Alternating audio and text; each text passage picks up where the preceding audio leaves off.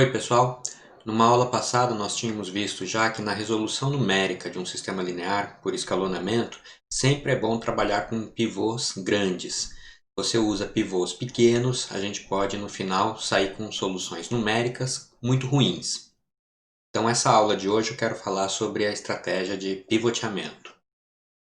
Então eu estou mostrando aqui nesse exemplo, veja que essa posição aqui está em vermelho, imagina que esse é o pivô da iteração K, né? Então nós queremos, no processo de escalonamento, usando esse elemento que está na diagonal aqui da coluna K, zerar os elementos que estão abaixo da diagonal.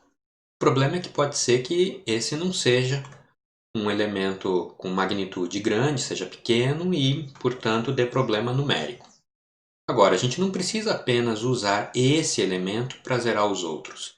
A gente podia fazer também uma operação diferente. Eu posso usar esta linha, por exemplo, para introduzir zeros nas outras. E tudo bem, que isso não tem problema nenhum. Só que depois escrever um algoritmo em que você tem a linha como pivô, sendo qualquer uma das linhas da diagonal para baixo, e depois resolver o sistema linear dessa forma, pode ficar meio complicado. Então o que a gente faz é um pouquinho diferente. Vamos ver.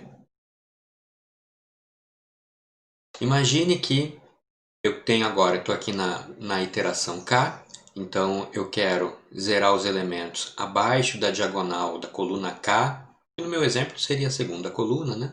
E o maior elemento não está na diagonal, mas sim numa outra determinada linha aqui. Então, em vez de utilizar esta linha para eliminar as outras, como está aqui, a gente antes faz uma operação diferente. Eu estou representando por P2, que é a operação de pivoteamento, é a troca de linhas. Vocês lembrem lá que trocar linhas de um sistema linear é uma das operações elementares que a gente tem à disposição. Então eu vou fazer a troca desta linha daqui com a linha K, né? De maneira que esse maior elemento que eu identifiquei fique agora na posição da diagonal. E se agora ele está nessa posição, fazer o processo de escalonamento prossegue como a gente fazia antes. Então, com aquela operação que eu representava pela matriz L2, eu vou zerar os elementos abaixo da diagonal. Esse é o processo que nós chamamos de pivoteamento parcial. E é muito importante para garantir a qualidade das soluções numéricas que a gente for encontrar depois na resolução do sistema linear. Então eu quero fazer a decomposição LU, um exemplo da decomposição LU usando pivoteamento parcial, e para isso eu vou usar a mesma matriz que eu já usei em vídeos anteriores, certo? Só que agora vamos fazer não apenas a decomposição LU, mas decomposição LU com pivoteamento parcial. Então veja, a minha matriz original está aqui, o elemento que seria o pivô é esse 2, mas nós temos elementos maiores do que ele abaixo da diagonal, em particular eu tenho esse 6 daqui, então eu quero fazer uma operação de pivoteamento, de maneira que esta última linha passe a ser a primeira e a primeira vá para o lugar da última. Essa operação é feita pela multiplicação de uma matriz, que é a matriz de permutação, em que a gente troca as linhas da matriz identidade da mesma forma que eu quero que aconteça na minha matriz A aqui. Então, por exemplo, eu peguei aqui uma matriz identidade e nela troquei, olha, o que estava na primeira linha passou para a última linha passou para a primeira, de maneira que quando eu faço o produto desta matriz de permutação pela matriz A, ela realiza exatamente essa troca de linhas. Ok? Então agora, essa matriz permutada, na posição do pivô, né, para a primeira iteração, está o elemento de maior magnitude da coluna, da diagonal para baixo. E veja que o que importa é a magnitude, o sinal não é importante, né? Então agora o processo de eliminação segue como nós fazíamos antes. Essa aqui é aquela matriz L2 que faz as operações de eliminação em cada linha. Veja que na posição do elemento que eu quero zerar, eu vou armazenar o pivô Aqui tem um sinal de menos. Quando depois a gente passar essa matriz para o outro lado, esse sinal vai sumir e vai ficar apenas o valor do multiplicador. Como agora na posição do pivô está o maior elemento em módulo, na matriz L aqui, todos os elementos abaixo da diagonal em módulo vão ficar menores ou iguais a 1. Né? Veja lá, então esse aqui é 4 sobre 6, 4 sobre 6 e 2 sobre 6. São os multiplicadores que aparecem aqui. Realizando as operações de eliminação, a gente fica com essa matriz atualizada. Vou para o próximo passo agora.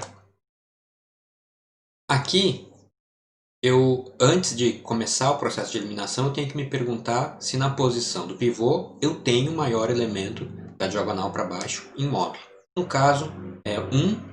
Abaixo da diagonal também tem 1 e 0, então não há necessidade de fazer pivoteamento aqui. Então vou fazer direto as operações de eliminação.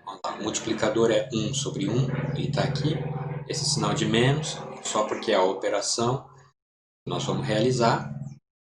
E aqui é 0, porque bom, esse elemento já saiu 0 automaticamente. Né? Então essa é a matriz após o processo de eliminação. E agora, na última etapa do escalonamento, de novo aqui, demos sorte e a posição do pivô já está guardando um elemento que é maior do que todos, maior ou igual a todo mundo abaixo da diagonal, então não preciso fazer pivoteamento. De novo é só o processo de eliminação. Né? Então aqui a operação na última linha é última linha mais uma vez a linha 3 e está aqui a matriz triangular superior. Então o que é que nós descobrimos aqui no final do processo de eliminação? A matriz original multiplicada pela matriz de permutação ficou igual a matriz L multiplicado pela matriz U.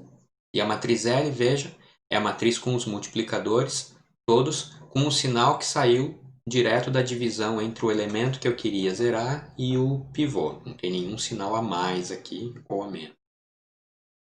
Certo? Bom, isso é o que a gente chama de decomposição LU com pivoteamento parcial.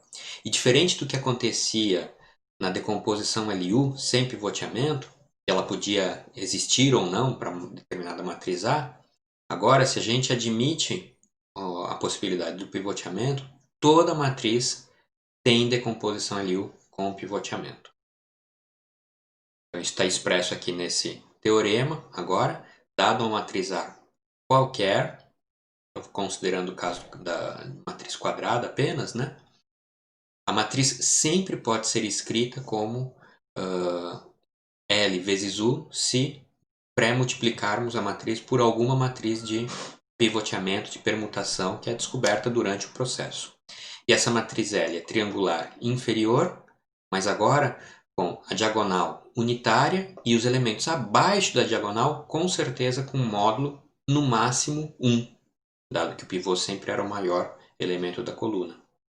E a matriz U, matriz triangular superior. Como é que a gente usa isso para resolver um sistema linear agora? Vamos ver aqui. Então, olha, de novo vamos considerar um sistema linear AX igual a B, só que agora a minha decomposição é desta forma. P por A é que é L vezes U. Como é que eu vou usar esta decomposição no sistema linear? Aqui eu não tenho P por A. Bom, multiplique por P dos dois lados. Então, fica P por A, x igual a P por B. No lugar de P por A, você troca pelo produto LU. E daí fazemos como fazíamos antes, né? U vezes x chama de y. Então, vou ficar com dois sistemas lineares. LY igual a P vezes B e o x igual a y. Esse primeiro sistema linear é triangular inferior. Você resolve esse sistema triangular, que é bem simples, descobre o vetor y, utiliza aqui e tem um novo sistema linear triangular superior para resolver, de onde sai a solução x do sistema linear original. Tá certo? Era isso que eu queria mostrar para vocês. Num próximo vídeo eu vou fazer um exemplo numérico na mão para a gente calcular devagarzinho a decomposição LU com pivoteamento parcial e depois, de fato, utilizá-la na resolução de um sistema linear. Então, vou fazer um exemplo passo a passo no vídeo seguinte, ok? Até lá então, pessoal.